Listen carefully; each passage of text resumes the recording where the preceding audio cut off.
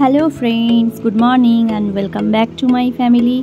আশা করি তোমরা সবাই খুব ভালো আছো আর আমরাও বেশ ভালো আছি। সকালবেলা একটা সুন্দর আকাশ আর একটা সুন্দর স্নিগ্ধ পরিবেশ দেখিয়ে তোমাদের সাথে ভিডিওটা শুরু করলাম। আজই সারাদিন কি করলাম তোমাদের সাথে শেয়ার করব একটু একটু করে, তো তোমরা ভিডিওটা দেখো, আশা করি ভালো লাগবে। যদি ভালো লাগে তাহলে লাইক, কমেন্ট, শেয়ার, আর নতুন বন্ধুরা সাবস্ক্রাইব করে প্লিজ একটু পাশে থেকো। তো ফ্রেন্ডস, আজকে একটু অন্যরকম রান্না করব। মায়ের ডেলি রান্না হয়ে গেছে, ডাল, ভাত, মাছ, সবজি করেছে, ওইগুলো আর দেখালাম না। কিন্তু আমি আজকে একটু গিলাগলা রান্না করব, তাই তোমাদের সাথে শেয়ার করছি। আর এদিকে আছে ডোডো ডেজিক চিকেন, ওটা অতটা করব না, অর্ধেকটা করব বয়েল। আর গিলাগলা মেটে খেতে কিন্তু খুব ভালো লাগে, খুব কষিয়ে ঝাল ঝাল করে রান্না করলে দারুণ লাগে খেতে। অনেকে আবার পছন্দ নাও করতে পারে, কিন্তু আমরা ভীষণ পছন্দ করি। তো অনেকদিন পর করা হচ্ছে। এমনিতে তো মাংস আনলে পরে ওই গলা দিয়ে দেয়, মেটেও দিয়ে দেয়, সেটা মাংসের সাথেই করা হয়। কিন্তু এটা হলো সম্রাট আলাদাভাবে কিনে এনেছে, গিলা, গলা আর মেটে। তো এইগুলোকে ছোট ছোট করে কেটে তারপরে পেঁয়াজ, আদা, রসুন সব দিয়ে ভালো করে ঝাল ঝাল করে কষিয়ে এটা রান্না করব।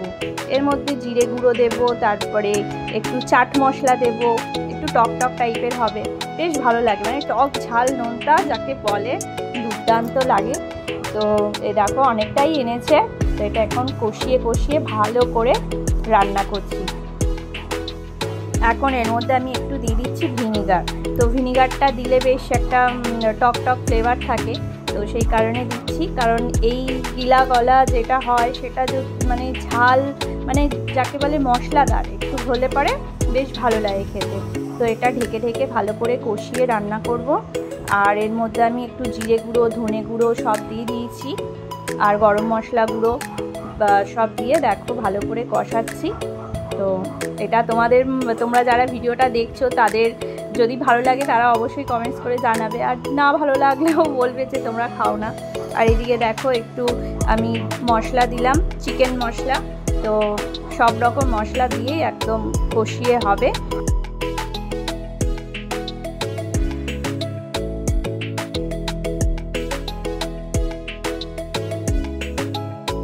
এখন আমি একটু গরম মশলা দিয়ে দিচ্ছি সানরাইজের। তো সানরাইজের এই লাল গরম মশলা যেটা হয় সেটা কিন্তু খুব সুন্দর ফ্লেভার দেয়। তো এটাই দিয়ে দিচ্ছি, দিয়ে আবার এটা ভালো করে কষাবো।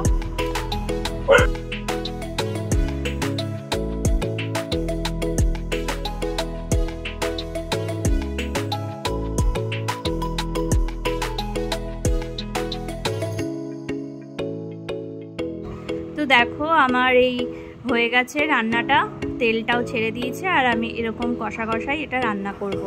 আর এর মধ্যে আমি এখন একটু ধনেপাতা কুচি দিয়ে দেবো। কি করছিস তোরা ওখানে?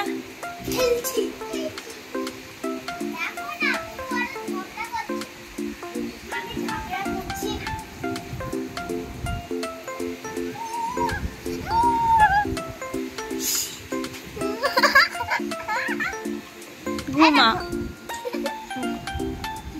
ঘুমা, যা ঘুমাতে যা।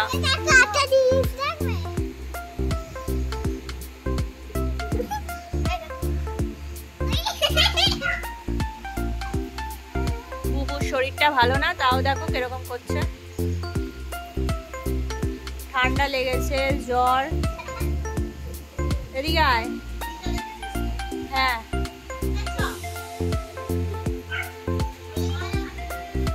চাচি ঘুমা ঘুমা। শরীর ভালো নেই, জ্বর এসছে, জানো তো, ঠান্ডাও লেগেছে, জ্বরও এসছে। আর ও সারা রাত ঘুমায়নি, কাজ ছিল, আর আমারও ঘুম হয়নি। তো এখন বললাম যে খাওয়া দাওয়া করেছি, সেবার একটু ঘুমা, বিকেলবেলা একটা জিনিস খাওয়াবো। সন্ধ্যেবেলা খাবি একটা জিনিস? না,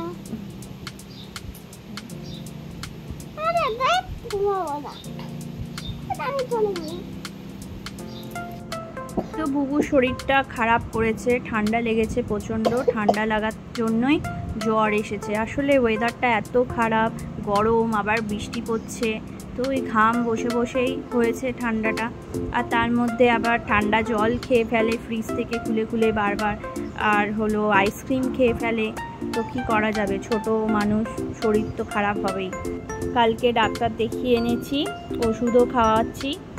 এই সপ্তাহটাই তো ছুটি, সামনের সপ্তাহ থেকে তো স্কুল খুলে যাবে। স্কুল খোলার আগেই শরীরটা খারাপ করে বসলো। যদি ঠিক হয়ে যায় তাহলে সোমবার থেকে স্কুল যেতে পারবে আর কি। এখনও এক সপ্তাহ হাতে বাকি আছে, তার মধ্যে আশা করি ঠিক হয়ে যাবে। বলো, আজ যেহেতু তোমাদের সাথে আরও একটা জিনিস শেয়ার করতেই ভুলে গেছি, তো এখন শেয়ার করছি। দেখো, তো সকাল থেকে আমাদের ওপরে ট্যাঙ্কিটা পরিষ্কার করা হচ্ছিল, আর তার সাথে পাইপ লাইনও একটু ঠিকঠাক করা হচ্ছিল। তো করানোর পর তারপর নিচে পাম্পটাও একটু ঠিকঠাক হচ্ছিল। করতে গিয়ে পাম্পটাকে মিস্ত্রি এমনভাবে খুলতে গেছে, তো পাম্পটা সাইড দিয়ে ভেঙেই ফেলেছে। আর তারপরে একটা অন্য কি পাম্প ও নিয়ে এসেছে, ওর ঘরে ছিল। তো সেটা লাগানোর পরে আমাদের ওই লাইটের কাজ করছে, দেখো ওখানে ফিউজ হয়ে গেছে, তাই জন্য ওই জায়গাটা ঠিক করছিল। তো মিস্ত্রি আজকাল কীরকম ধরনের পাওয়া যায় বুঝতেই পারছো। তারপরে সম্রাট অফিস থেকে ফেরার পথে একটা নতুন পাম্প কিনে নিয়ে আসে। মিস্ত্রি বলে যে আমাদের পাম্পটা নাকি খারাপ হয়ে গেছে, ওটা ঠিক হবে না। তো সেই কারণে এখন কি করে জল আমরা পাবো বলো। তাই সম্রাট অফিস থেকে ফেরার পথে একটা নতুন পাম্প কিনে নিয়ে আসে। কিনে আনার পর তারপরে এই মিস্ত্রিকে ডাকা হয়, ও এসে আবার দেখো পাম্পটা এখন সেট করছে। তো পাম্পটাম সেট করে তারপরে আমাদের জল উঠবে, কারণ ট্যাঙ্কি পুরো ফাঁকা। আমাদের সকালবেলায় সেই বালতি গামলাতে জল ভরে রেখেছিলাম, ওতেই যা কাজ হচ্ছিল। তারপর তো এখন সন্ধে হয়ে গেছে, এক ফোঁটাও ওপরে জল নেই, তাই জন্যই হুড়োহুড়ি করে এই পাম্পটা কিনে নিয়ে আসা হয়েছে। আর ও এখন লাগিয়ে দিচ্ছে পাম্পটা। তারপরে পাম্পটা লাগানোর পরে জল ওঠে, আজকের মতন সমস্যাটা সমাধান হয়।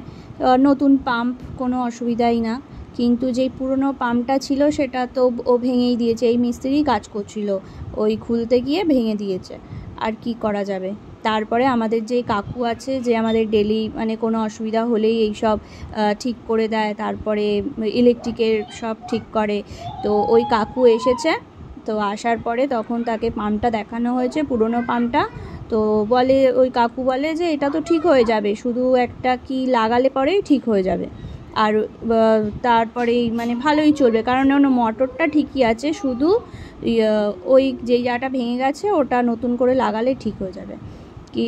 আর এই মিস্ত্রি বলে ওটা ঠিক হবে না, তো ওটা নিয়ে যাবে, এরকম কথা বলছিল। তো আমরা তো ওই পাম্পটা দিইনি, যে না ওই কাকু আসুক, যদি আসে তাহলে ঠিকঠাক করি, দেখবো যে ঠিক হয় কি না। তো দেখো, ওটা ঠিক করাতে হয়তো একদিন সময় লাগতো।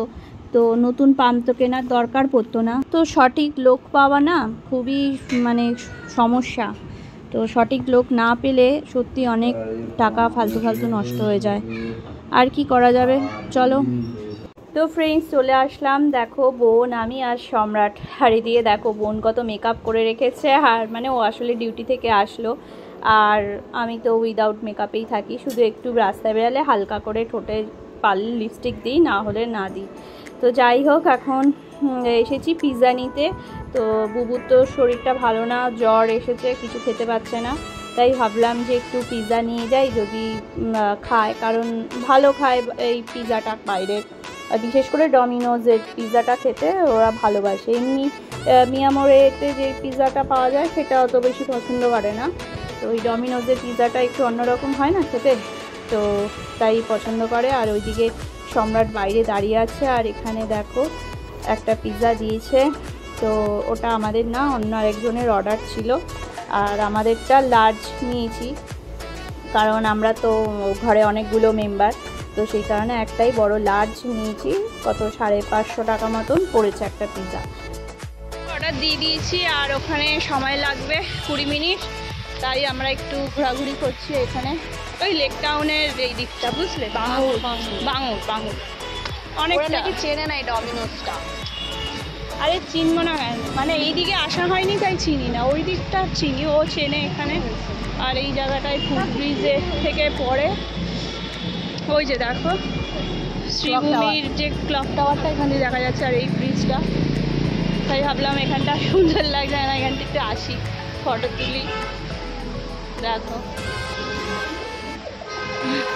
ও একদম ডিউটি থেকে বেরাচ্ছিল, তখনই আমরা যাচ্ছি, দেখা হয়ে গেছে। পুরো নীল নীল রং ছিল, ভীষণ প্রিয়। তো তখন ওকে বললাম যে চ পিৎজা খাবো। আমাদের বাড়ি থেকে না ডমিনোজের পিৎজা অর্ডার করলে আসে না, কেন কে জানে আসে না। একবার এসেছিল, তারপরে আসে না। আর এতটা দূর আসা যায়, আমাদের বাড়ির আশেপাশে নেই, হয় নাগের বাজার নয় এইদিকে লেক টাউনের এইদিকে, মানে এই ফুট ব্রিজের এইদিকে। তো সবাই হাঁপিয়ে গেলাম কথা বলতে। তো এখনও তো 20 মিনিট ওয়েট করতে হবে, তারপরে নেবো। চলো দুটো ফটো তুলি। হ্যাঁ, অবস্থা খারাপ একদম, তিনজনে আর হয় না স্কুটির মধ্যে। তাও লেক টাউন বলে গেছি, অন্য জায়গায় তো যাওয়া যেত না, পুলিশ ধরতো। হেলমেট একেই হেলমেট করিনি, তার মধ্যে পুলিশ ধরেছে।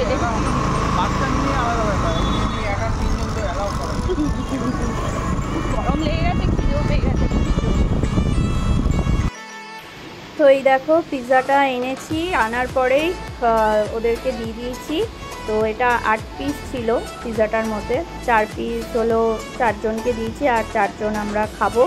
তো আমি এসে তো হাত মুখ ধুলাম, তারপরে এখন এটা গরম করব, তারপরে খাবো।